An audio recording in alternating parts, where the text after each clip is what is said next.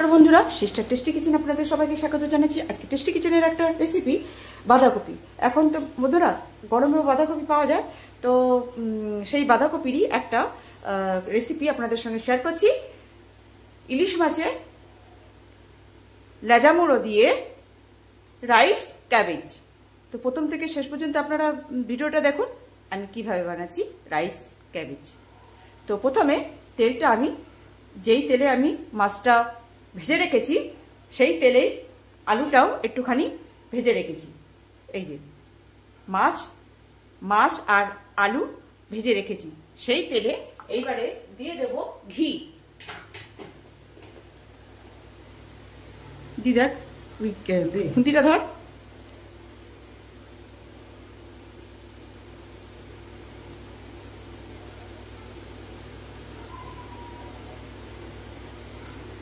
দিয়ে দিলাম 2 চামচ ঘি। এইবারে ঘিটা একটুখানি গরম হলেই দিয়ে দেব গোটা জিরে ফোড়ন।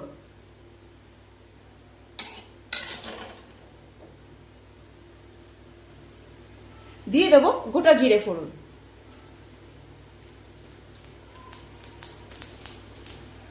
দিয়ে দেব তেজপাতা। বন্ধুরা দিয়ে দিচ্ছি গোটা তেজপাতা। তারপর দিয়ে দেবো পেঁয়াজ কুচি। সেই ইয়েটা দাও। হ্যাঁ, এবার পেঁয়াজটা একটু কষে নেবো। পেঁয়াজের যেই পিঙ্ক ভাবটা আসবে তখন আমি তাতে দিয়ে দেবো আদা বাটা। বন্ধুরা এই যে পেঁয়াজটা ঠিক এই পজিশনে পিঙ্ক এসে গেছে। এইবারে দিয়ে দেবো আদা দিয়ে ভালো করে কষে নেবো। ভাববেন কি যে আদা এতটা জল, তাহলে আদাটা মানে নিচে ধরে যাবে না।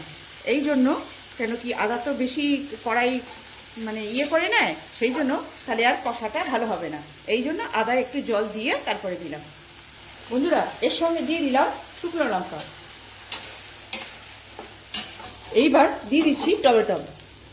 আমি এখানে কুচি করে দিইনি, কেন কি গরমে পড়লে এমনি মানে গলে হয়ে পাক হয়ে যাবে, সেই জন্য আর কুচি দিইনি। অর্ধেক করে দিয়েছি। ওটা দিলে আপসেই নরম হয়ে যাবে আর কষতে টমেটোটা গলে যাবে। বন্ধুরা এখানে আমি বাঁধাকপিটা এভাবে কুচিয়ে রেখেছি। বন্ধুরা এবার দিয়ে দেব বাঁধাকপিটা।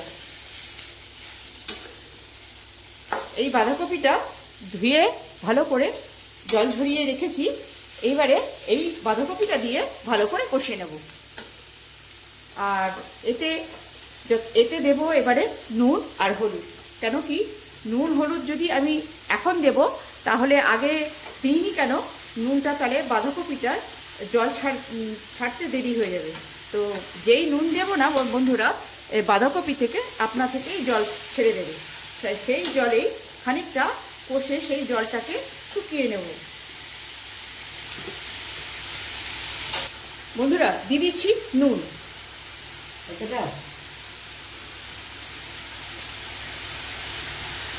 দিয়ে দিচ্ছি হলুদ। এবার এটা দিয়ে ভালো করে কষে নেবে। যতক্ষণ বাঁধাকপির যে জলটা ছাড়বে সেই জলটা পুরো দিয়ে শুকিয়ে নেব। বন্ধুরা এই পজিশনে ভাজা পজিশনে এইবারে দিয়ে দেব মাছের মুড়োটা, লেজাটা আর আলুগুলো। এই দিয়ে ভালো করে কষে নেব। দিয়ে দাও, প্রেশারটা আস্তে করে নাও।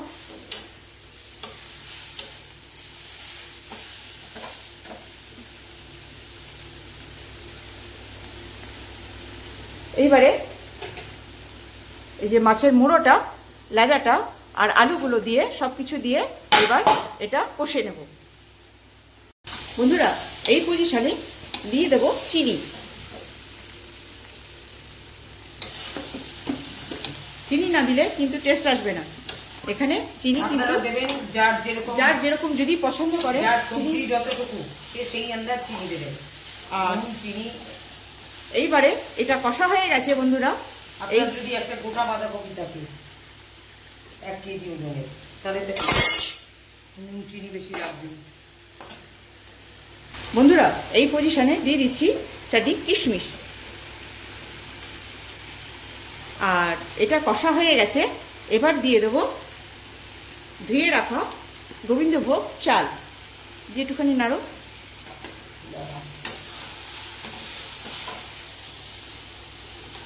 এবারে দিয়ে দেবো চাল। চাল দিয়ে বেশি কষবো না, জাস্ট একটুখানি নাড়িয়ে চাড়িয়ে দিয়ে দেবো জল। মানে চালটা এমনভাবেই নাড়াবো যাতে সব কিছুর সঙ্গে ঘুরে মিলে যায়। বন্ধুরা, মাখামাখি হয়ে গেছে চালটা দিয়ে পুরোটাই। এবার দিয়ে দেবো পরিমাণ মতন জল।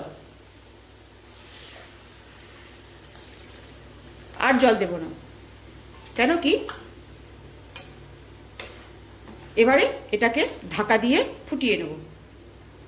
বন্ধুরা, এই যে প্রায় হয়ে এসছে, এই পজিশনে দিয়ে দেব গরম মশলা।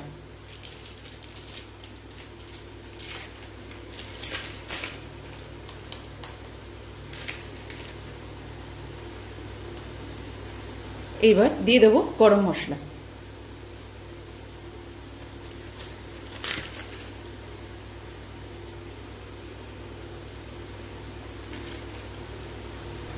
বন্ধুরা, দিয়ে দেব ঘি।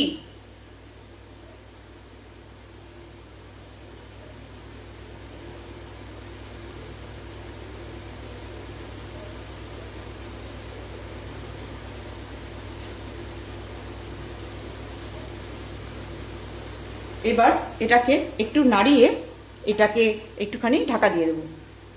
বন্ধুরা, এখানে আমার বাঁধাকপি মানে রাইস ক্যাবেজটা হয়ে গেছে। এবার এটাকে গ্যাস করবো অফ, আর এটা করে দেখাবো যে কেমন হলো। বন্ধুরা, এই ছিল আজকের আমার ইলিশ মাছের মাথা আর লেজা দিয়ে রাইস ক্যাবেজ। কেমন লাগছে বন্ধুরা? একটা সামান্য রেসিপি,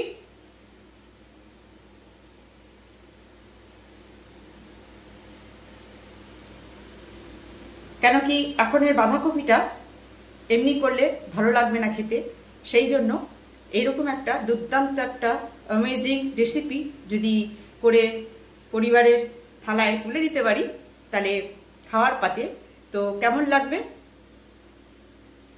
দেখতে কেমন হয়েছে বন্ধুরা? আশা করি ভালো হয়েছে। আর দুর্দান্ত গন্ধটাও আমি দিতে মানে শোকাতে পারবো না, গন্ধটাও সুন্দর ছেড়েছে, এত সুন্দর ছেড়েছে যে সবকিছু মিলেমিশে একাকার হয়ে রয়েছে। তো এটা ভাতের সঙ্গে রুটি, পরোটা, লুচি যা দিয়ে খান না কেন তাই দিয়েই সুন্দর লাগবে। তো বন্ধুরা, এই ছিল আজকে আমার ইলিশ মাছের লেজা মুড়ো দিয়ে রাইস ক্যাবেজ। ভালো লাগলে একটা লাইক শেয়ার দিয়ে দেবেন, আর পারলে ফেসবুক থেকে যদি আপনারা দেখেন তাহলে ফেসবুকের পেজটা আপনারা ফলো করবেন আর আমার পাশে থাকবেন, আর পারলে সাবস্ক্রাইব করে নেবেন। তো রাখছি বন্ধুরা, আমার এই সামান্য রেসিপি আপনারা বানিয়ে খাবেন আর এনজয় করবেন। কেমন লাগছে বন্ধুরা? বাই।